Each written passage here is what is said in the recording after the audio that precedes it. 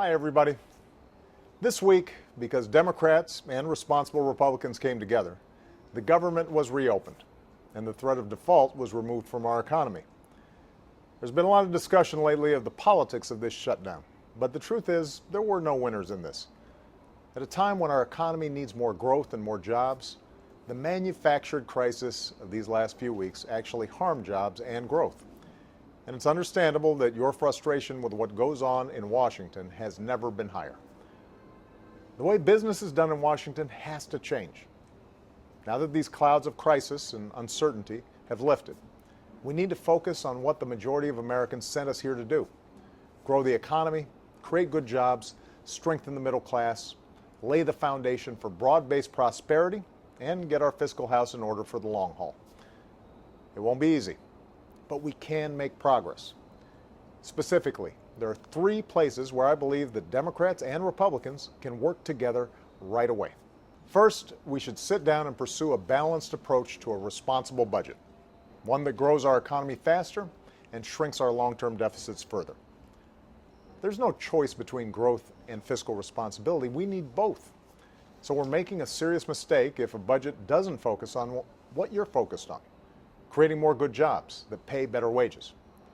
If we're going to free up resources for the things that help us grow, education, infrastructure, research, we should cut what we don't need and close corporate tax loopholes that don't help create jobs.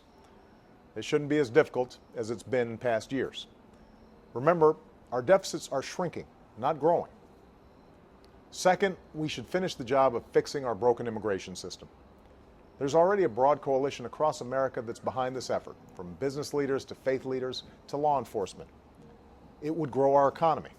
It would secure our borders. The Senate has already passed a bill with strong bipartisan support. Now the House should too. The majority of Americans think this is the right thing to do. It can and should get done by the end of this year. Third, we should pass a farm bill, one that America's farmers and ranchers can depend on, one that protects vulnerable children and adults in times of need, and one that gives rural communities opportunities to grow and the longer-term certainty they deserve. We won't suddenly agree on everything now that the cloud of crisis has passed, but we shouldn't hold back on places where we do agree, just because we don't think it's good politics, or just because the extremes in our parties don't like compromise. I'll look for willing partners from either party to get important work done. There's no good reason why we can't govern responsibly without lurching from manufactured crisis to manufactured crisis. Because that isn't governing. It's just hurting the people we were sent here to serve.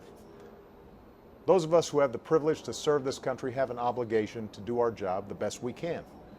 We come from different parties, but we're Americans first, and our obligations to you must compel all of us, Democrats and Republicans, to cooperate and compromise and act in the best interests of this country that we love. Thanks, everybody, and have a great weekend.